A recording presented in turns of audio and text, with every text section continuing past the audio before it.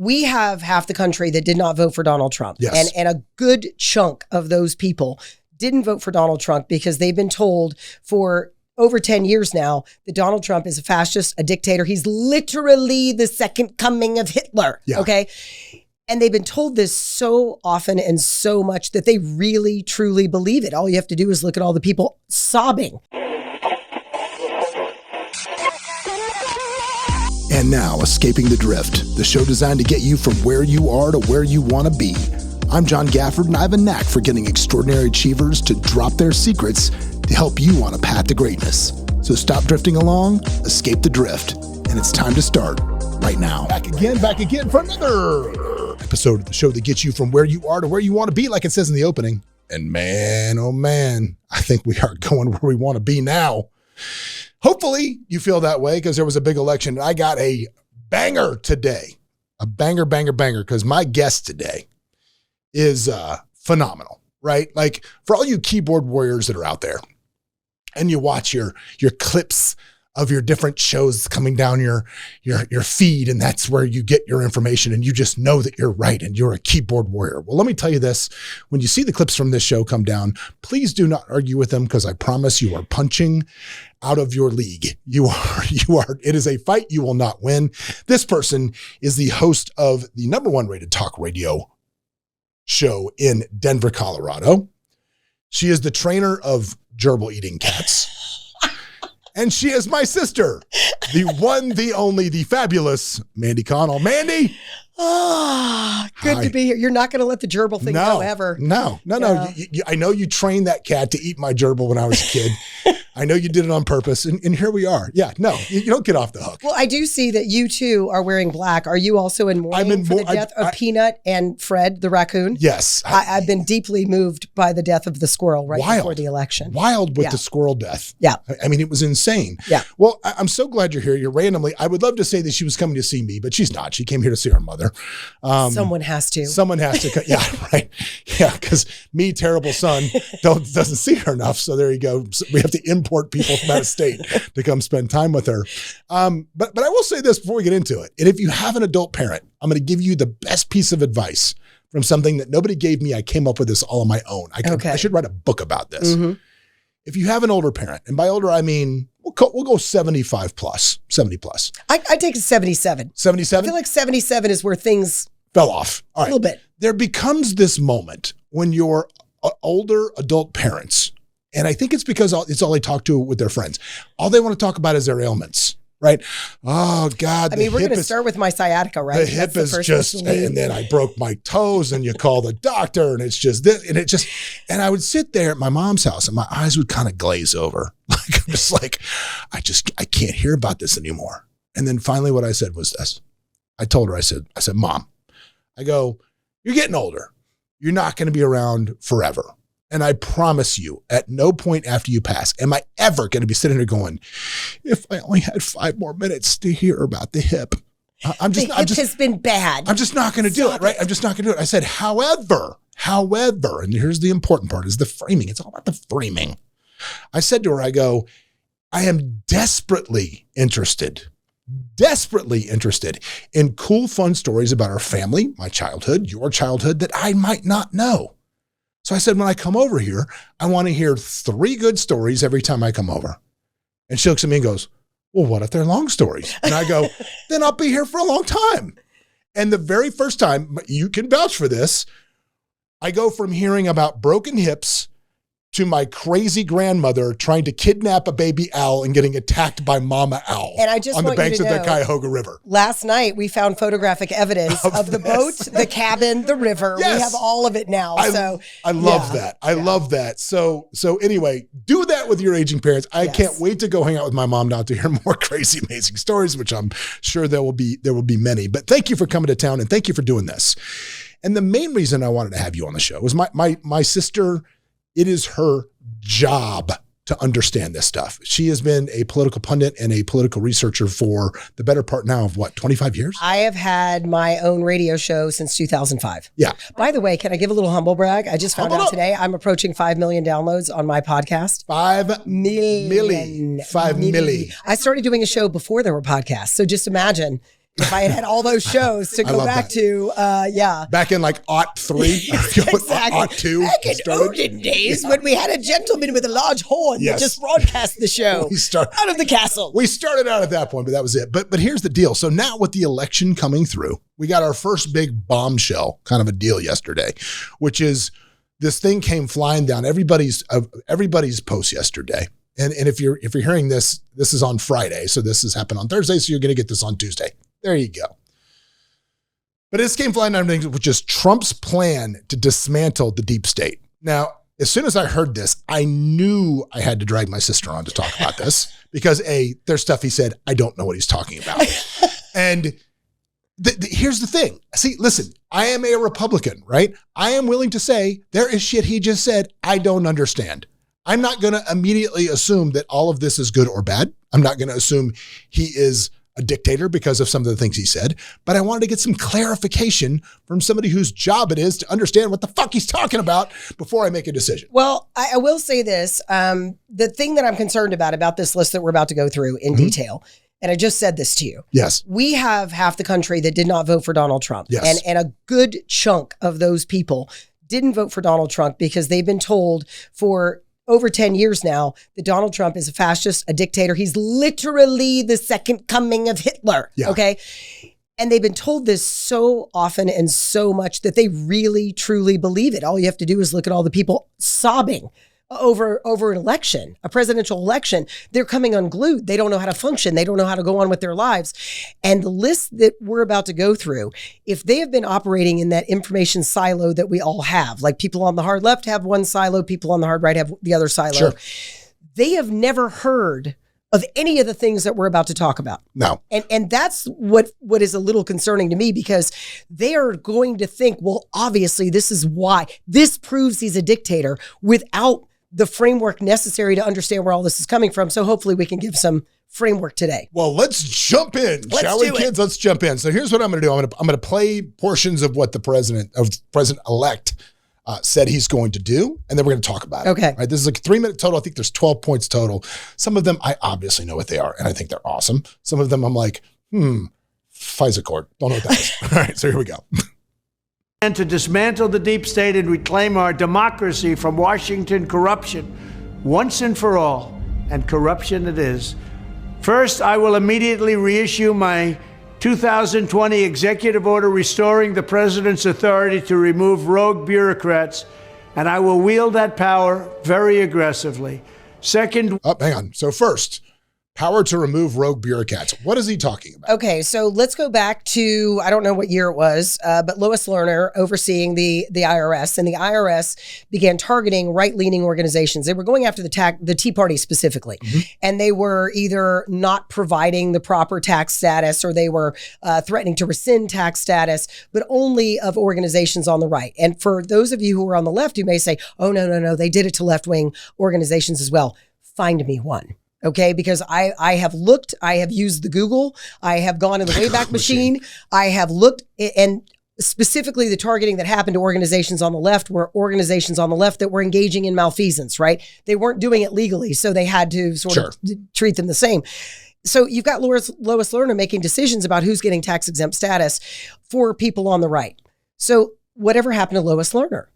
She took another job and still is, she might have retired by now, but she suffered absolutely no punishment for that whatsoever. And there was no clear explanation of why, if she did it by herself, or if there was a group of people that decided they were going to go after right-wing organizations. It's stuff like that. That's the primary example. But that stuff happens all the time. It happened throughout the Trump administration when you've got an entire sort of infrastructure. And I hate the term the deep state because it's movie-ish. It is movie-ish. It's like a little soap opera. It's Tom Cruise movie-ish. Yeah, it is. And so what it is the bureaucracy of Washington, D.C. is the deep state. Yeah. Okay, let me just point this out. I don't know if you've noticed this, but we're still functioning as a country, and our president doesn't know where he is after 4 p.m. Yeah. So who's running the country? The deep state, the bureaucracy. Yeah. That's what it is. And when you have people that are fully invested in one party, when so much of the bureaucracy has been captured by the left of the Democratic Party, it stands to reason that they are not going to be helpful when you are trying to enact an agenda that flies in the face of their politics. So by removing, are we talking about making these elected officials that are running these things? I mean, what are we talking about doing? Or cabinet positions that whatever party is elected? Let me just say this about all of the things that Trump is suggesting or, talking about. We're going to get into the rest of them. Over the long term, you're going to end up with the same kind of ideological capture.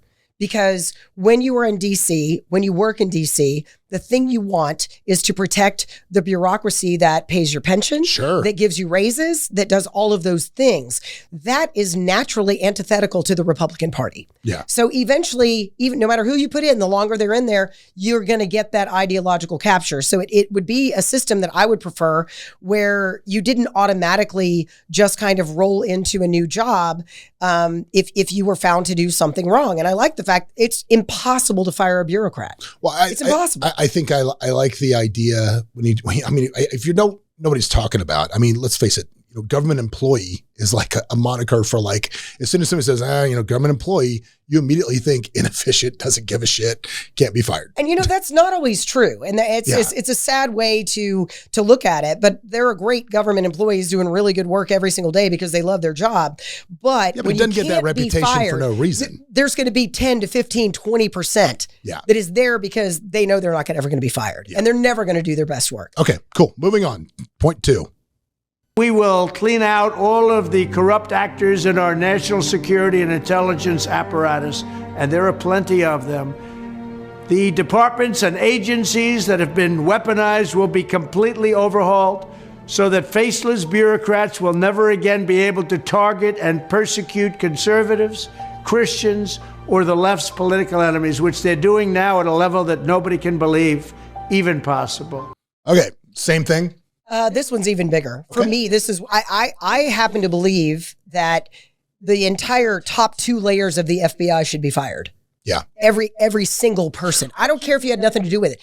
Every single person, scrape it off and hire completely new people to come in and take over the leadership of the FBI. The intelligence organizations, I don't know if you remember this, but 51 esteemed members past intelligence organizations signed a letter saying that the Hunter Biden laptop was fake. And then it was such a concerted effort by the sort of upper echelon of the intelligence agencies, but it was so just horribly wrong. Yeah. It was very Soviet Union when you get right down to it. It was very much like a KGB operation. And these are the people that hold all the power.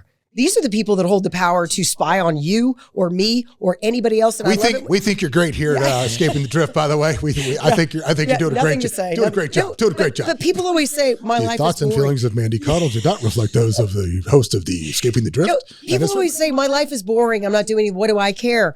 Well, what if they decide for some reason you get to be the patsy on something that you had nothing to do with, and there's an apparatus that exists that can dig into every single thing you've ever looked at on the internet, every phone call you've ever had, every text message you've ever taken. Unfortunately, that's the surveillance state that we live in. And maybe they're not looking at you right now because they don't need to. Yeah. But maybe you run up against the wrong person at some point and end up in some kind of movie where Will Smith is taking out satellites to keep people from, finding him. It's crazy. I think that's so funny because I think right now people on the left will hear that like, hey, he wants to dismantle the FBI. Blah, blah. It's like, correct. Oh, but he wants to do it to protect you too. He's trying to protect you. Yeah. All right, moving on. Third, we will totally reform FISA courts, which are so corrupt that the judges seemingly do not care when they are lied to in warrant applications. So many judges have seen so many applications that they know were wrong, or at least they must have known. They do nothing about it. They're lied to. Fourth, hang on. So third, FISA courts. FISA courts are the courts that decide whether or not a warrant to spy on an American citizen will be signed. And during the Trump Russia collusion investigation, there were FISA requests, FISA warrants that were falsified by the FBI. This is not speculation. We know this to be true. They were falsified by the FBI, and it allowed the FBI to continue spying on people within the Trump campaign after they knew the premise was false. And so the fact that that happened and the underlying data and evidence was so weak and the judges signed them anyway. And when you look at how many FISA warrants the judges turned down, well, you can't, I mean, you could count them on one hand, right? They're just basically a rubber stamp. So the court is not functioning the way it should. And that protection against being spied on as a United States citizen is one that everybody should say, yeah, we should probably tighten that up. We should probably make sure that that can't be weaponized. Like Bernie Sanders ain't going to argue with that. I don't know. I don't know, John. He's not going to argue. Yeah. All right, moving on. Expose the hoaxes and abuses of power that have been tearing our country apart. We will establish a Truth and Reconciliation Commission to declassify and publish all documents on deep state spying, censorship, and corruption. And there are plenty of them. Fifth, we will launch So this is the one I think is going to send people reeling. Oh, yeah. This is the one where, because honestly, the first time I heard it, it kind of went, what is your take on what he just said? Hate the name of the commission. Yes, hate it with every fiber of my being, right? It's like, okay, we're going to have the truth ministry now. No, we're not doing that. Yeah. So I hate the name. That you could have got it a million different ways, but I would love to see some stuff come out that demonstrates how coordinated some of the efforts I believe have been. I don't think that these are random sort of completely coincidental instances of reporters finding a scoop somewhere. What's happening is these administrations are leaking, but only negative information and even lying. During the Russian collusion investigation, there were so many times when we were told by Representative Adam Schiff, a member of Congress, we have the goods, we have the evidence, oh, we've got it all, we've got everything, and literally nothing. So one of my big frustrations, can I have an aside for a moment? Just a short one. Aside. One of my biggest frustrations about this last election cycle, which I've now gone through 8, 12, 16, and 20, and 24 as a talk show host, right? So this election cycle, I saw more absolute blatant made up shit that was not even remotely true. And if I got on the radio as a radio host and said the things they said, I would be fined by the FCC. I would lose my job. I would be fined by the FTC for these violations that were so egregious. I am going to find a politician to run a bill that makes a law that says if you lie about your opponent in an ad, you have to make a donation equal to that ad buy to your opponent's campaign, and you have to run the exact same ad buy telling people that you lied. So here's the question, because this brings up such an interesting thing, and this is where I kind of got the on that one, and everybody's going to jump on it, which is like one of the guys in the office, one of the younger guys goes, I hope they come up with a way to like find the news for telling fake stuff and blah, blah, blah, blah. And I said, well, you can't do that. Right. And he said, why? And I said, because who's the decider? Who's the decider of what's true and what's not? I said, there's countries that do that, like China, like China has that. It's not true what you just saw with your own eyes. No. Yeah, North Korea has that. Like you can never do that. You can never have that separator. Now, I think that I like that idea, and hopefully, I think. Hopefully we get away from that. Well, because I think it blew up. I think it exploded in the left's face this time, going that way. Yeah, absolutely. And I mean, here's a perfect example, though. It's all about parsing the details. We had it's still going on, actually. We have a congressional race in Colorado that hasn't been decided yet as of now. But there are ads that said, this candidate believes that gay people shouldn't get married. Well, when he was 17 years old, he wrote a letter to the editor that said gay people shouldn't get married. He's now 38 years old, and he's been very clear about his change on that issue. Sure. If they had said, so now he's a flip-flopper. If they had said believed that gay people shouldn't get married, that's true. If he says believes after he's been out on the campaign trail saying, I don't believe that, now that's a demonstrable lie in my view. And this is how the FTC and the FCC work in my industry. Yeah. This is how it works. So they're that persnickety and that obnoxious about coming after normal people that are on the radio. Why aren't politicians held to the same standard? Yeah, I think that the whole democracy will end. The world will fall. I think all of that rhetoric is... This is why people are screaming in courts today, because they believe that shit. They absolutely do. And this is what I say to everybody, regardless of what you think about Donald Trump, you have to believe in the system. Like, even in January 6th, right? January 6th happened, but we still had the transfer of power. Yeah. Right? This isn't a banana republic. Yeah. We have so many checks and balances. And I don't think the American people are in the mood for a dictator. No. I just don't. I don't think they are. I think this last election really sort of exemplified that they are sick of the ruling class. Yeah. They don't want to be talked down to. They don't want to be dictated to. They want somebody who's going to say, you know what? I'm going to make your life easier. I'm going to make it cost less. I care about whether or not your family can eat. And I think to your point, maybe the negative stuff will go out the window, but it works. That's what's so sad. Yeah. I mean, I don't think it's going to work anymore. I think there's seismic changes happening in the Democratic Party right now. I think there are certain microphones, AOC, I think their microphones are getting turned down. You're going to be forced to see the centrists of the party rise back up because they just got to understand. I mean, look at the subtle things happening around the world. Even one day after he got elected, New York City mayor comes out, kills those debit cards for illegals living in those hotels. Yep. Hey, but Trump's election gave him cover. Yeah, but maybe this is batshit crazy that we're doing this. Well, but see, here's the thing with that particular issue. I think that he's known it was batshit crazy. Yeah. But he was boxed in because the left is so wedded to the concept of showing how gracious they are while not realizing that people who are born and raised here who can't put food on the table are not really loving to hear that people who walked over the southern border are getting bank cards. So Trump gave him cover to make that happen. Well, that's what Kevin O'Leary said. He said this is a big win for the Democratic Party because now they have the data points to go and say, we can't do this shit anymore. Right. We all know it's crazy. We can't do this. We got to push forward. So let's see what's next on the old Trumpsters. Major crackdown on government leakers who collude with the fake news to deliberately weave false narratives and to subvert our government and our democracy.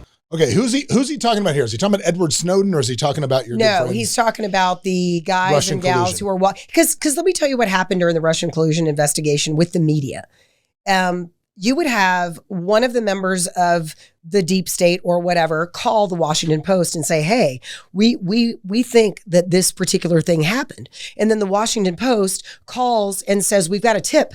That this is happening. Source. And it just became this circle of who was feeding who. Yeah. And that kind of stuff, especially when they're leaking false information, is incredibly damaging. I actually think that is going to be the hardest one to accomplish. Yeah. Because the news media is never going to rat out their sources. They have this very comfortable relationship. And one of the things that I find the most distressing about this election cycle that we just came through was the realization that there is no one in the national media, the mainstream media, whatever you want to call it. Nobody's telling the truth. Nobody's telling the truth because they all wanted Democrats to win. Yeah. And they just dropped the disguise and we're all in. What was it? So it was like 95% negative Trump. And and Kamala Harris probably got, and I'm not exaggerating, $2 billion worth of unearned media. Oh, sure. Just the bounce from, and I went to the DNC and everybody was there covering it. It was like a cocktail party with the media at the DNC. It was like old home week, greeting each other, hugging. I mean, it was very distressing. Nobody was there looking for holes. Correct. Yeah. And if we don't have the fourth estate, we're screwed. I mean, we're royally screwed. So they got to get it together. Well, we're going to get to some of the stuff that I think he's going to do that might help reestablish some of that. Possible, we will press criminal charges. Sixth, we will make every inspector general's office independent and physically separated from the departments they oversee so they do not become the protectors of the deep state. Seventh, I don't know why they haven't done that already. Yeah. I mean, anybody who says we're going to have an inspector general, but oh, by the way, your office is right next door to the guy you might be investigating. That's just dumb. Yeah. I think that's a great idea. I love that idea. I want to make it happen. I just want to know where you get those people because auditing government is a little bit different than auditing a business in the extent there's no real profit motive. So you're just basically hoovering in money and shoveling money out. Well, this is why, again, I was talking about why I think Elon Musk's involvement in this is so unbelievably important. I'm not saying I want Elon Musk to be my permanent hero, but right now he kind of is my hero. 100%. He's Tony Stark. There's just no question. He's an alien. He's clearly not from here. Stark. But here's my thing. Like imagine this, right? Because and tell me if I'm wrong, because this is my opinion of how things happen.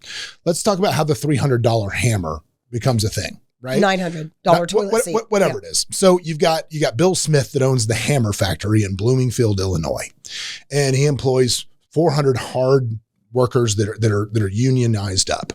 And he goes to his senator and says, I need this government contract or my factory's going to close. And, now you're going to have a problem with the unions and they're going to get somebody else. They're not going to elect you. So I say, okay, cool. I'm going to help you get this government contract.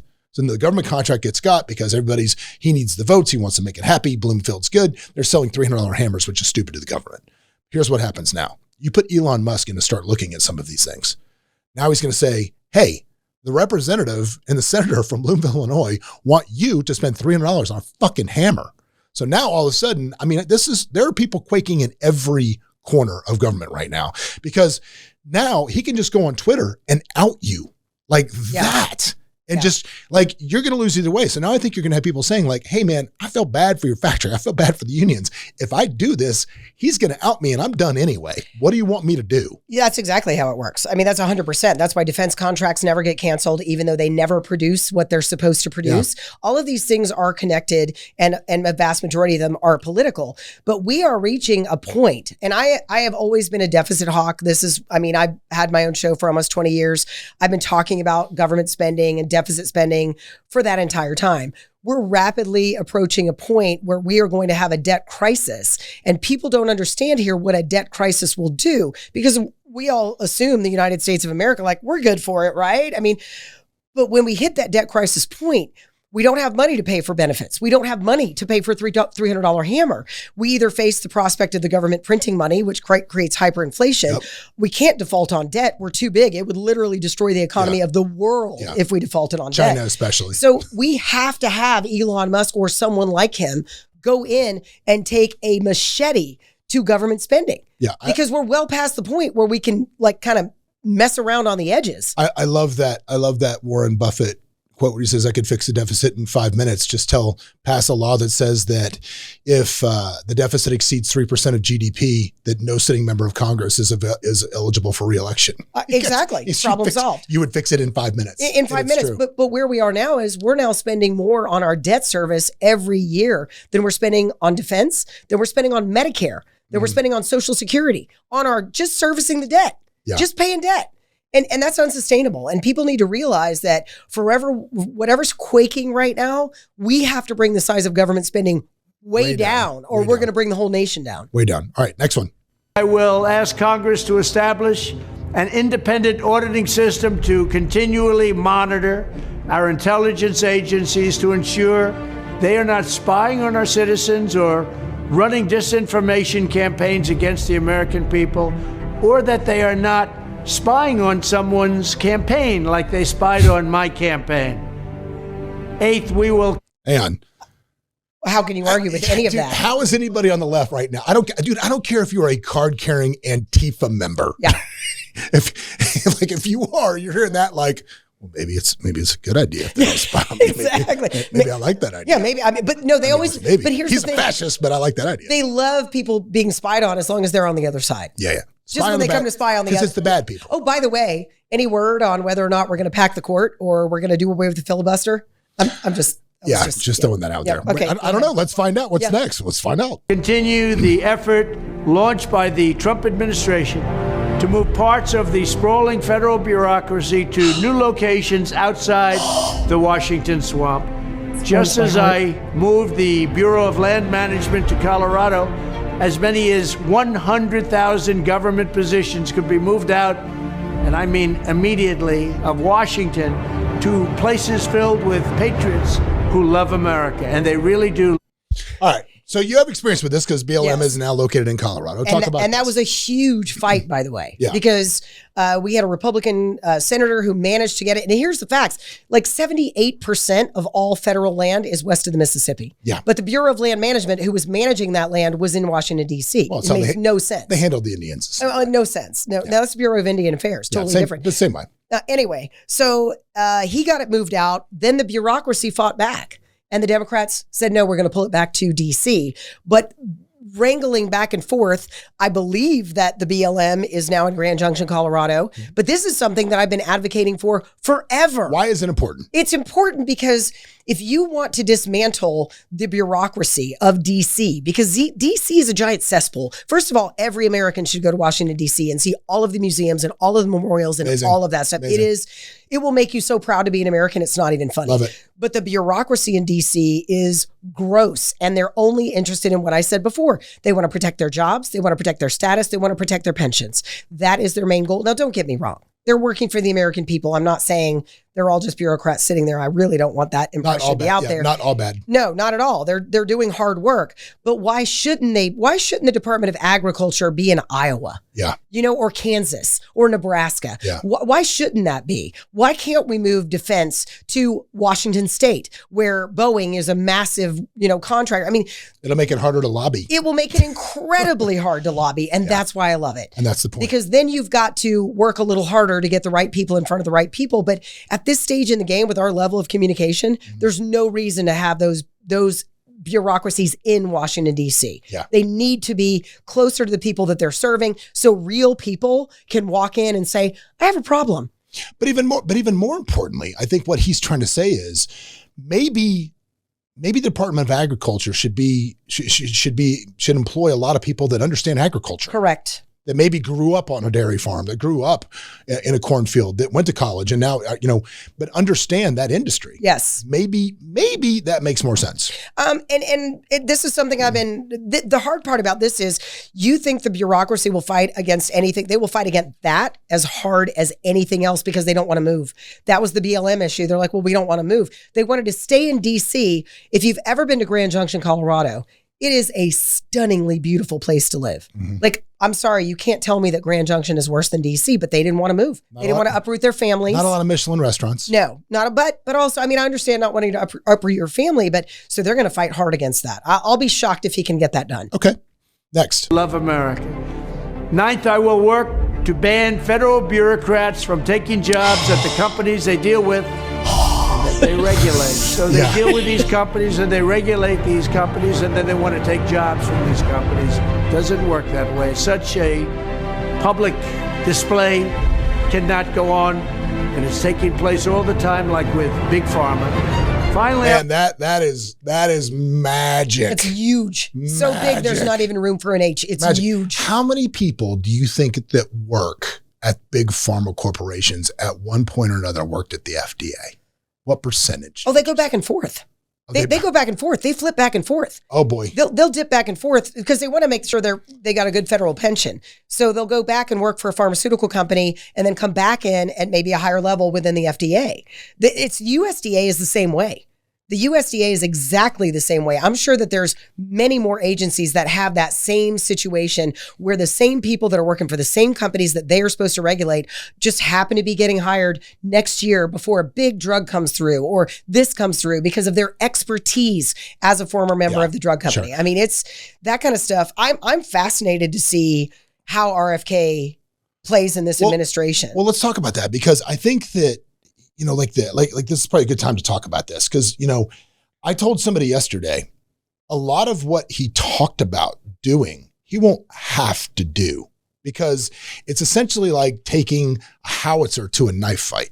For example, I believe that the day after the election, there was a meeting on a big mahogany table at General Foods where they're all sitting around going, we got to get red dye number 3 out of Fruit Loops today. Yeah. Because it is not a good look if the U.S. government tells you got to do that. You have 3.5 months to figure out how to still save your public perception before they come digging all your shit, how you've been poisoning the American public, and all of a sudden you better start playing nice guy fast. Because if they come in and turn it on you, your company's going under. I think that, and I'm going to use Big Food because Big Food is definitely a thing. I think that Big Food believes that they have enough juice in DC to stop any real significant measures. A couple things have to happen before that's going to take place. You've got to put in place that you can fire bureaucrats. That's got to be the first thing. Yeah. Then you have to scrape off like the top 2 levels of these various agencies. Then you have to bring new people up. Then you have to get everybody on board. So we're talking about, on the outside, like 2 years before anything really happens, right? So on the inside, actually, that would be a fast timeline in Washington, D.C. Mm-hmm. So 2 years, you got 2 years. So I think your point is a great one. I think it's bad business. But I think it's terrible business, but they own everything. So it's kind of like, where are you going to go? Not everybody can buy organic. Not everybody can do this. But Big Food owns every food company. But let's look back, though. Phil, the cigarette companies own Big Food. Yeah. Oh, yeah. 100%. So they've gone through this rodeo. Yeah. They know where this lands. They know where it ends. And I think they're like, Well, listen, here's the deal. We couldn't pivot our cigarettes to a healthier cigarette. We tried that with the Camel filters back in the 20s. Mm-hmm. 4 out of 5 doctors say, smoke Camel. You know, yeah, they were Lucky Strikes. Yeah, whatever it was. Smoked. We tried that shit, right? We can't do that again. So now we do have an opportunity to clean up we can keep our industry here. We don't have to pivot to another industry. Right. So I don't think they wait for the government to come jamming up their throats. And it's like the tariffs. I think the threat of I think agree. The threat of, like, look at this. There was an article this morning that now the Mexican government is actively intervening with a giant caravan of illegals that are migrating through Mexico, trying to get to America, saying, whoa, might want to go back. Well, why hasn't Mexico intervened for the past 4 years? Well, it's because the tariff man's here that can crush your economy with one fell swoop. Oh, I think it's more than that. I think it is that Trump, one of the things, and I'm going to be perfectly honest, like, I didn't vote for him in the primary, even though he had already pretty much locked it up. I voted for Nikki Haley. I'm not a huge fan. I'm still mad at him for the way he fired you on The Apprentice. Okay. I'm still angry. As your sister, I am still mad about that. I mean, I've tried to let it go, but I can't. Listen, as somebody still in mourning over their gerbil, I understand. I get it. But one of the things I do like about what he brings to the White House is everybody around the world is pretty sure he's crazy. So that uncertainty on their part makes it impossible for them to do anything aggressive because they think he's crazy. I'm just thinking to myself, like, how many people loathe him with a passion? He's actually done something to me as a person. Yeah. Actually, in person, he did something. I got the Cobra in person, and I still support the guy. I don't know. What are you going to do? Keep going. In any case, I like that about him. And I do think that, to your point about the tariffs, I also think that there's going to be manufacturers who are like, crap. Oh, yeah. What are we doing? How do we make this not happen? So the threat of it is probably going to be enough to prevent or at least move things enough so Trump can say, okay, you know what? That moved the needle enough. I'm okay with that. We're not going to move forward with tariffs. Well, I know you're not an economist, you're a political thing, but what do you, and you may know this, you may not. What is the trade deficit we have with China? Let me just say this. The trade deficit doesn't matter. Yeah. The trade deficit doesn't matter. Trade from China, like it or not, allows people on the lower end of the socioeconomic spectrum to have things they could otherwise not afford. Yeah. So all in all, the trade deficit does 2 things that are significant. Number one, it puts people out of work in the United States of America that used to work in a factory making products that are no longer made in the United States of America. That is the downside. But overall, it raises the buying power of people in this country dramatically. Do you really think you'd be able to go to Costco and buy a 40-inch TV for $138 if we were still making it here because we have a higher standard of living? No, and that's one of the things that I grapple with. How are they going to figure this out? Like, how do you bring manufacturing back to the States when you're grappling with the union, we're grappling with unionized labor? I think automation is a big part of it. I don't think we're ever going to have, Henry Ford style production lines where every single aspect is done by a human being. Yeah. But if you build a factory, even if it is mostly fully automated with robotics, you've got to hire people to take care of the robotics. Dude, I got a dope idea for a movie. I don't have. I always come up with these great movies and I always say them on my show, hoping that someone else will make them. Please make this. Please figure this out. Like, here's my movie, right? So in the dystopian future, okay, right? Post-apocalyptic world. No, not post-apocalyptic. Well, basically, yeah. But AI is such a thing. It has pretty much replaced every job. So instead of having, they talked about there's going to be a need at some point from Yang to have a national income. So to pay for the national income, they make you work in a factory. But here's the thing: you put a thing on your head like a Neuralink that interacts with your brain. That's AI that does the work. So you're just kind of standing there like a robot, but in your brain you're like at the beach. Oh, shut the front door. Right? So your body sign me up, dude. Because you're working out? Yeah, your body's... You're at the beach? Yeah, your body's on the plane. But then, of course, one guy wakes up and some horrible shit happened that he was being programmed to do that he didn't know. And then it's... Got it. But I slide right into Minority Report right there, and I'm like, it's been done. Yeah, it's been done. Right into Minority Report. So anyway. That might something else. All right, so back to this. What's next? I will push a constitutional amendment to impose term limits on members of Congress.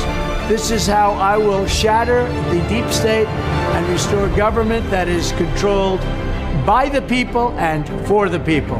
Thank you very much. All right. That is going to pass. That's going to pass? That is going to pass. And here's the thing, the polling on this, like 75 to 80% of Americans want term limits. This is where Elon Musk comes in. Like, you want to vote against this? You want to lobby against this, Mr. Congressman, Mr. Senator? I will demolish you. Well, I don't even think I think that the problem in getting the states to put up a constitutional amendment is that it requires too much wrangling in different states about language and all of this different stuff. And there are politicians in the legislatures who would not want this to pass because they all envision that as their future, right? Sure. So it's going to have to come. Trump's going to have to say, we're going to do this. The people have to vote on it. And if you don't like it, then that's a campaign point to be used against you. I think that would be wildly popular. And I am down for it 100%. Yeah, I think... 2 terms in the Senate, 4 terms in the House, max. Yeah, I'm fine with that. 12 years, that's good. 12 years is the Senate, and then you have 8 more years in the House. So you could do both? A total of 20. 20, you could do both. I'm fine with that. Yeah, you show up at 35, you're out at 55. Exactly. Okay, I'm fine with that. And not that I'm an ageist, because again, my mom, owl stories, magical, hilarious, love it. She's 80, not ageist. About to turn 81. However, I have an issue with people that the only job they've ever had is to be a bureaucrat. Correct. They've never actually created a job. They've never actually paid a payroll. They've never actually made payroll. No. I am with you. I think we need to make opportunities more available for people with real life experience to get in there. For all of those things. So based on everything that you heard, let's talk. I mean, this is like, we talked about it a little bit before the show started, and you said he's finally learned. What did you mean by saying that?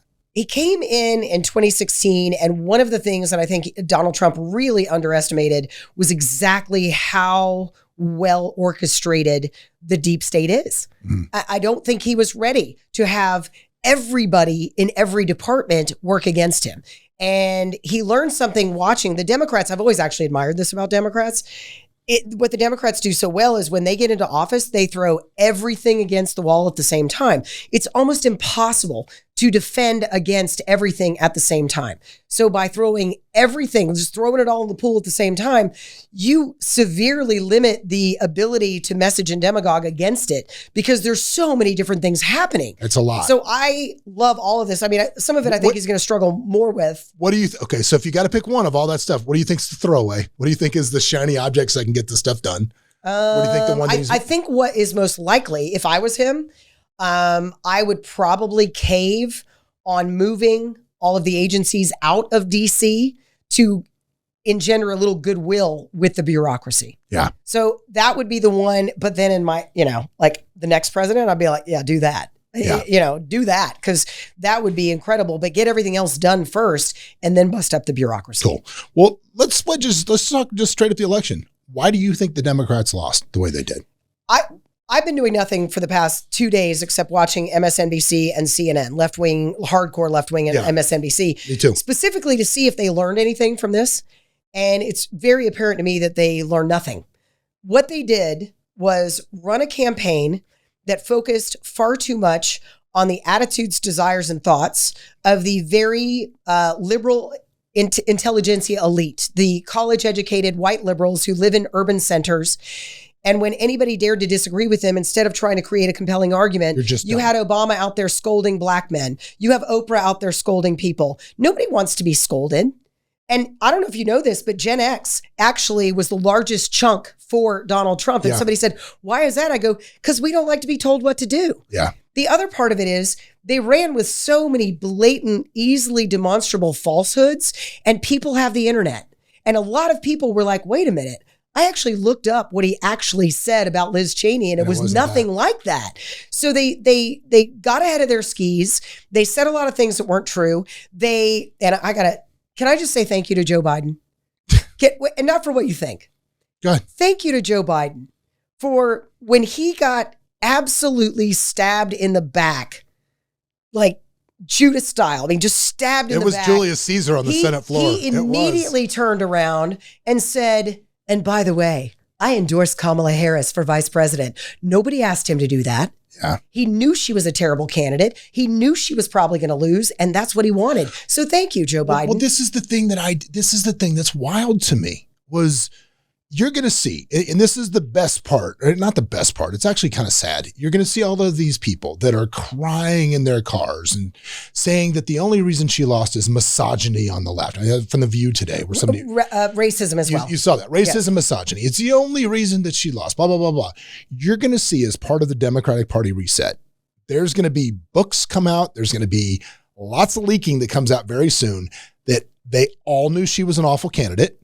The only reason they did it was because so they could tap his war chest, because there was no way anybody else could raise enough money to go on time. And his money would be off limits. I don't know if that is, it was only $51 million. $51 million. She raised $1 billion in 3 months.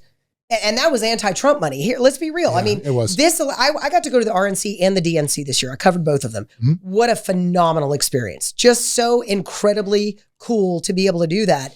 And everyone at the Democratic National Convention, they just named Kamala Harris.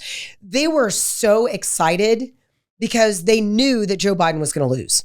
They knew it. Yeah, everybody knew Joe Biden was going to lose. It was a Hail Mary. And they were literally like clinging to her like a life vest, You're our last hope. And she just turned into such a disappointment as a candidate, just across the board. She did nothing right. And I mean that. She had no policy positions to speak of. She was patronizing. She blatantly started stealing Trump's ideas and trying to make them her own. The tip thing. Worst candidate I can remember is Kamala Harris. And honestly, just appeared not to be able to do an interview. No.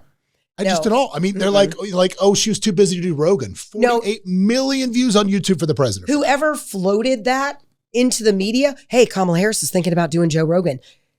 What are you thinking? No. What are you thinking?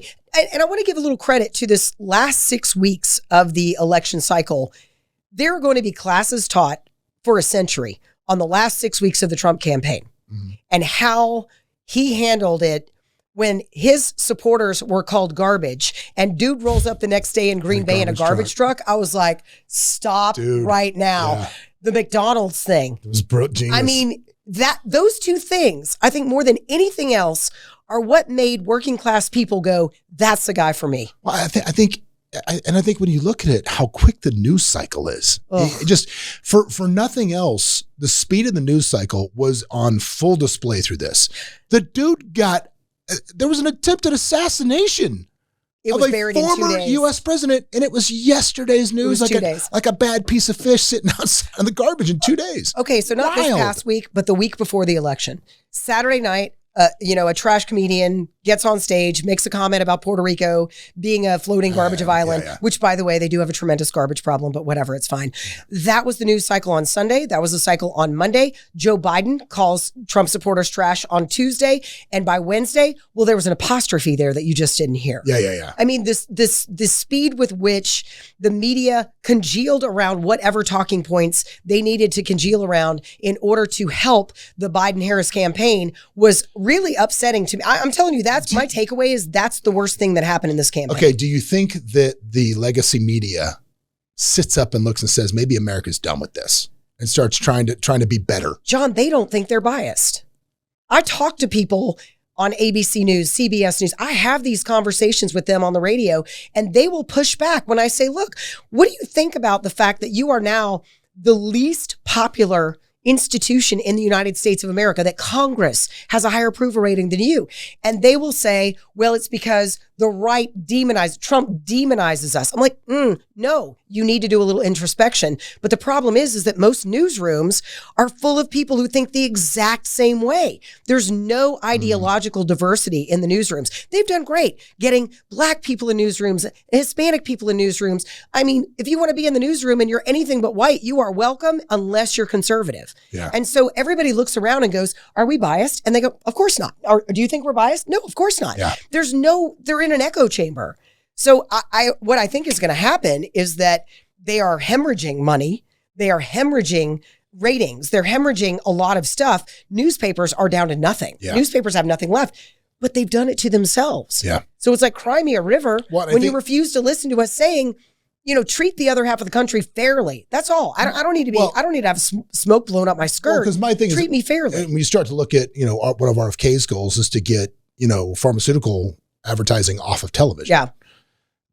What's left after that? How much? That's got to be such a massive portion of their budgets. It's insane. As I watch a lot of NCIS repeats, along with apparently other 70-year-old people, that's all there is. Was Matlock not on? Hey, there's a new Matlock with Kathy Bates. It's very entertaining. Oh my God. I'm just saying. Of course you watch Matlock. I'm just saying. Of course you watch I like Matlock. Kathy Bates. I can't help it. She's very good in it too. It's got a little, it's edgier than the original. Andy Griffith reruns. Is this where you're spinning your... There's a new Matlock. Are you crocheting yet? Are you knitting? What do you... I'm macrame. Thank you. Oh it's my fine. God, Jesus. No, okay. Anyway, this election cycle was horrible. What I hope is that as Trump does the things that he's trying to do, that the people who are so freaked out on the left, by the way, I am not dunking on any of those people. No. Because they have been living in a world where they have been sold a bill of goods that is inaccurate and terrifying. Yeah. But what I hope that they can do is see as things start to progress that their fears are unfounded. Yeah. And I'm just going to say this. If Trump decides to try and overturn the Constitution and become a dictator,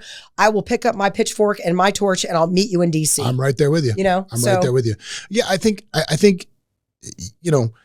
if you're somebody that voted for him and support these things, you can't look to dunk, like you said, you can't look to dunk on the It's counterproductive. Like, you see all the nonsense in the stuff now, and I'm moving to, to Spain. Canada. Whatever. Okay, great. Whatever. He's going to be this. There's no reason to save their tweets. I actually did start a dropship company for Handmaid's Tales outfits just in case. So I figured there's an economic opportunity there. Yes. To just, easy peasy. They're probably handmaidsalescostumes.com. Just kidding. Stop. Well, speaking of that, if they want to hear more of your genius when it comes to stuff, how do they find you? You can find me, The Mandy Connell Show, on the iHeartMedia platform or live on 850 KOA 94.1 FM in Denver, Colorado. But I also have an amazing blog. If I could pimp my blog. Go ahead. My blog is amazing. I do it 5 days a week at mandysblog.com.